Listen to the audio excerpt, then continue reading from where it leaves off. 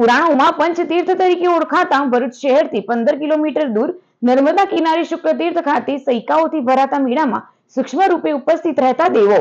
શુક્લતીર્થમાં ભગવાન શંકર અને વિષ્ણુના માનમાં સૈકાઓથી જાત્રા ભરાય છે, જેનો પ્રારંભ થઈ ચૂક્યો છે. શુક્લતીર્થની જાત્રામાં લાખો યાત્રાળુઓ ઉમટી તીર્થાટન, સ્નાન, દર્શન, પિતૃતર્પણ કરી કૃતકૃત્ય થાય છે.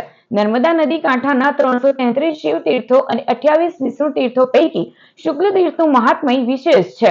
શુક્લતીર્થમાં શુક્લેશ્વર મહાદેવ અને સ્વયંભૂ હુંકાર તીર્થ, જે અપભ્રંશ થઈને ઓમકારનાથ કહેવાયા, એ શ્વેત વિષ્ણુ ભગવાનના પ્રિય તીર્થ તરીકે પુરાણોમાં પંચતીર્થ અને તલપુર ગણવામાં આવ્યું.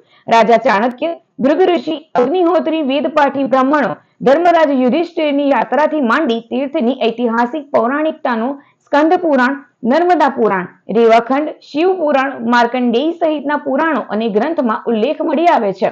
મહાભારત કાળના નૈમિષારણ્ય ગણાતું ક્ષેત્ર એટલે શુક્લતીર્થ. શુક્લતીર્થનું મહત્વ સમજાવતા મહર્ષિ માર્કંડેય યુધિષ્ઠિરને કહ્યું હતું કે પૃથ્વીના બીજા તીર્થો શુક્લતીર્થની 16મી કળા બરાબર પણ નથી. પ્રાચીન કાળમાં ઈક્ષ્વાક વંશના ચાણક્ય નામે રાજા સાથે જોડાયેલી પુરાણોમાં વર્ણવાયેલી અન્ય કથા વાર્તા મુજબ યમરાજ પાસેથી રાજાએ શુક્લતીર્થનો મહિમા જાણી તેમનું સર્વસ્વ દાનમાં આપી દીધું હતું.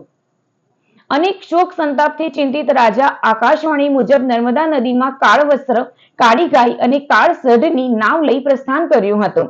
શુક્લતીર્થમાં આ તમામ વસ્તુઓ શ્વેત થતા રાજનનો મોક્ષ થયો હતો. શુક્લેશ્વર મહાદેવના દર્શન માત્રથી માનવ માત્રની ઈચ્છિત મનોકામનાઓ પૂર્ણ થાય છે અને અનેક પાપોમાંથી મુક્ત થઈ મોક્ષ પ્રાપ્ત કરે છે. કારતક અને વૈશાખ મહિનામાં દેવો આ તીર્થનું સેવન કરી સૂક્ષ્મ રૂપે અહીં વિચરણ કરે છે. શુક્લતીર્થમાં રેવાએ રૌદ્ર સ્વરૂપ ધારણ કર્યું હતું એવા આ તીર્થનો મહિમા અપરંપાર છે.